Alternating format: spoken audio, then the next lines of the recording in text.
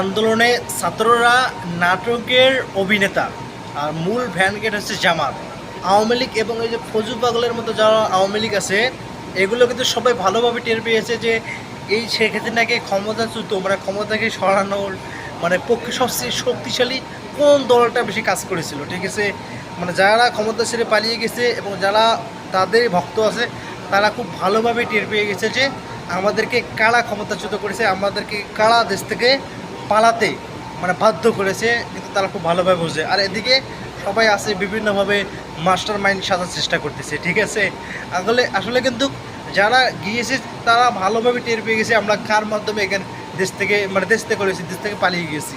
আর এদিকে কিছু আছে মানে নিজেকে মানে মাস্টার মাইন্ড, তাদের বিভিন্ন ধরনের পদক্ষেপে আমরা আওয়ামী লীগকে সরিয়ে দিচ্ছি। অথচ সবচেয়ে গুরুত্বপূর্ণ ভূমিকা রেখেছে কারা, এই ফজু পাগল আছে না, ফজু পাগলের থেকে শুরু।